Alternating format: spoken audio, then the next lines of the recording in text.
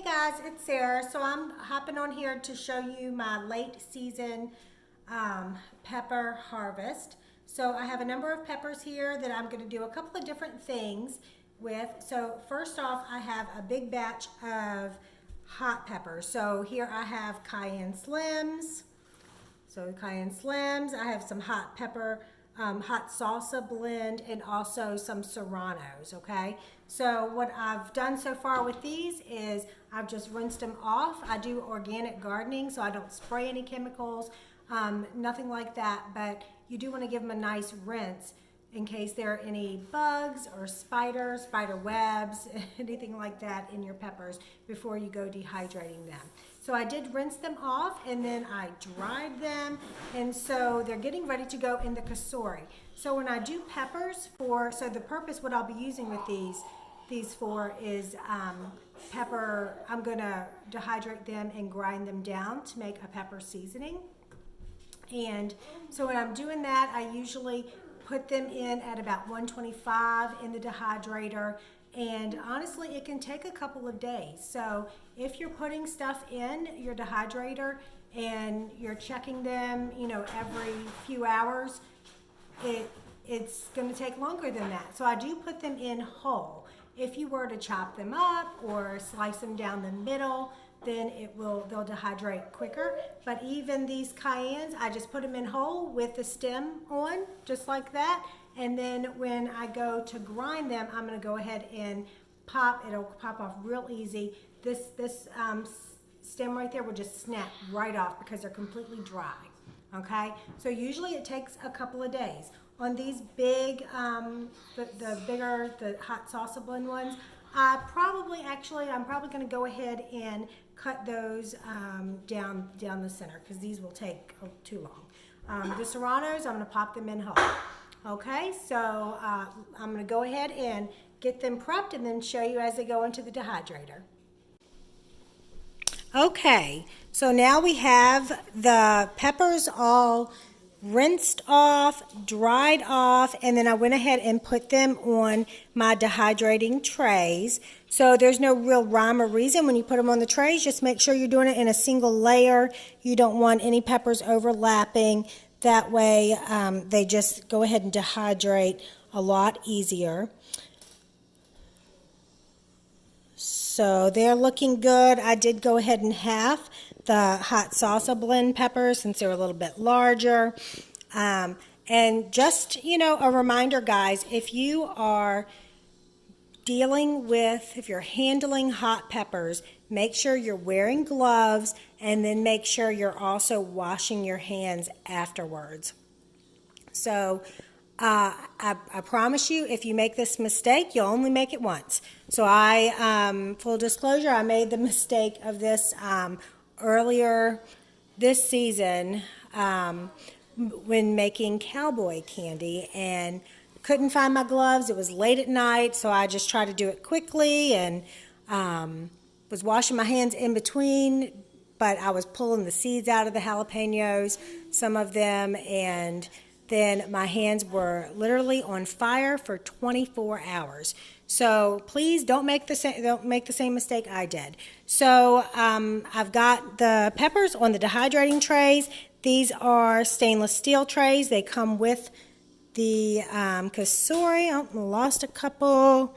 Put those back on there.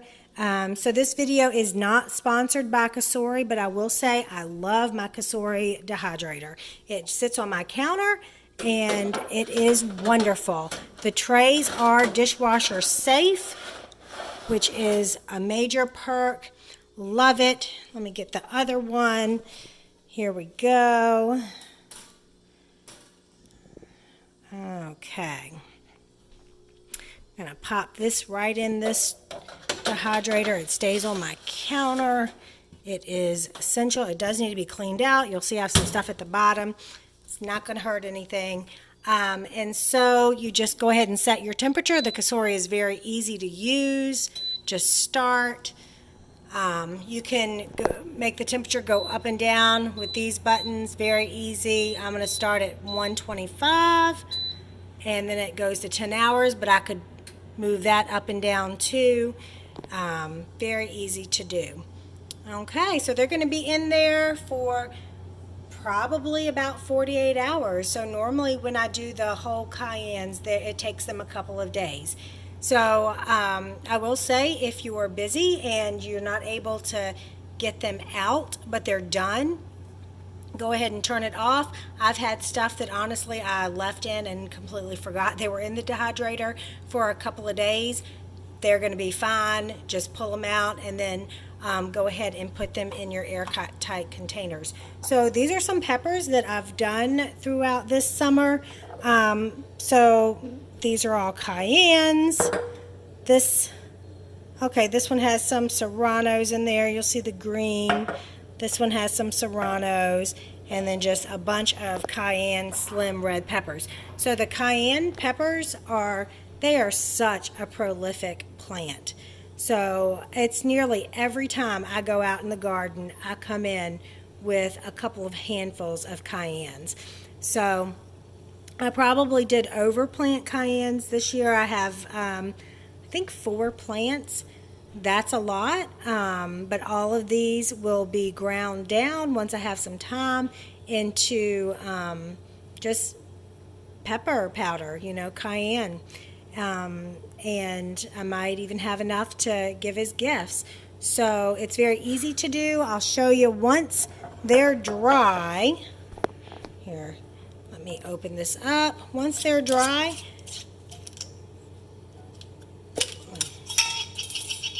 here, let me show you one. There you go. That end right there will pop right off. See that? No effort. And then this one will be ready to go into the blender to get ground up. Yep. But they're you can tell when they're dry, they crack very easily. But again, anytime you're messing with them, like now, I'm going to go ahead and go wash my hand. And I'm also going to wipe up the counter because I don't want that getting on anybody else's food. All right.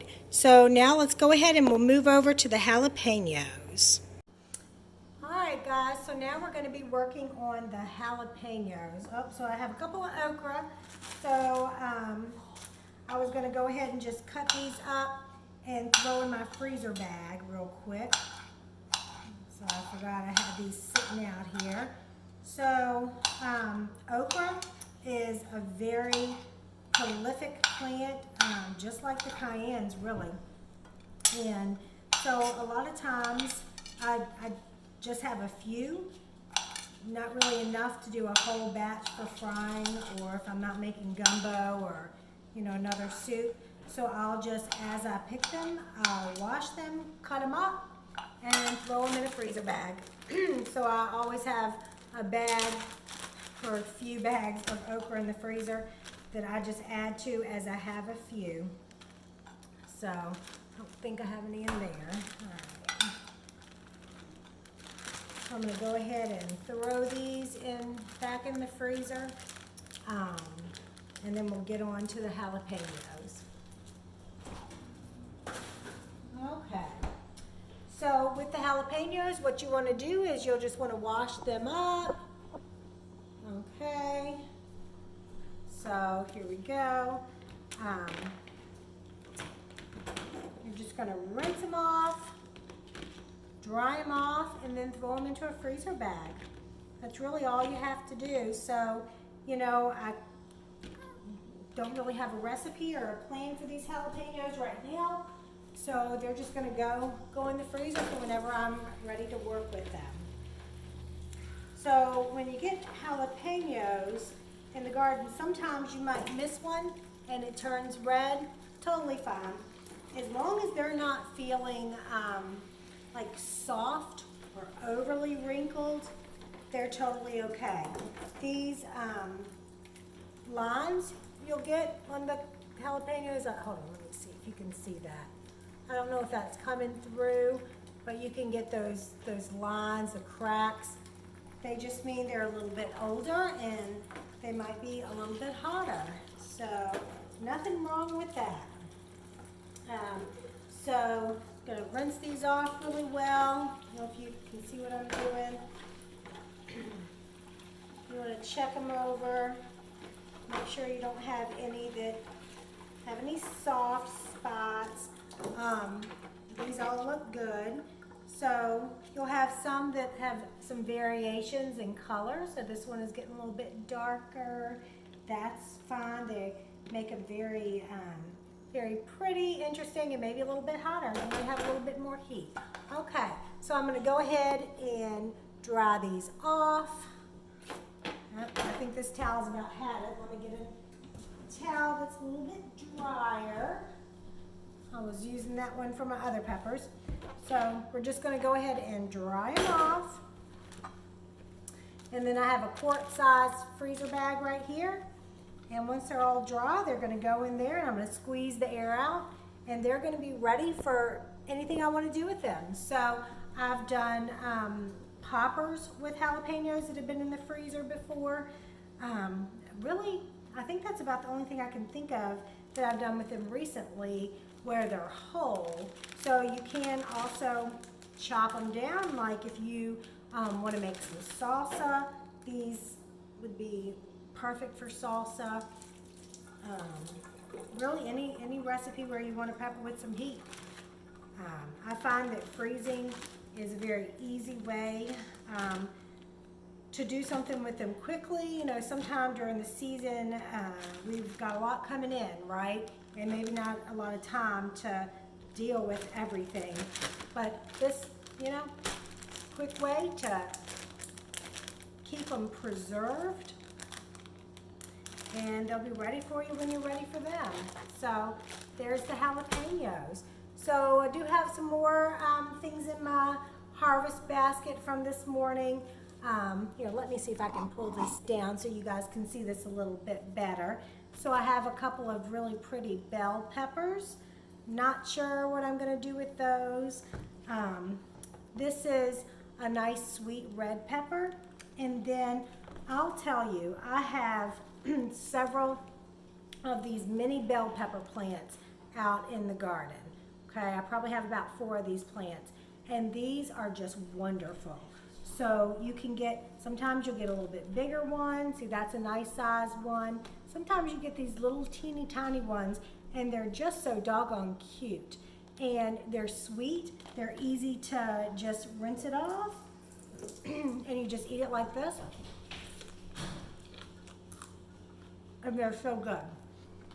So my kids love them. They're a nice quick snack. They're also good to put in lunch boxes. If you're going on a trip and you need a quick snack, they're very easy to just throw in a bag, rinse off, throw in a bag, and have a good snack. No cutting, you just eat it whole. So I would really recommend these if you want to try something a little bit different. All right, guys, so that's all I have for today. So I hope this was helpful. And be on the lookout for a video about the fall garden.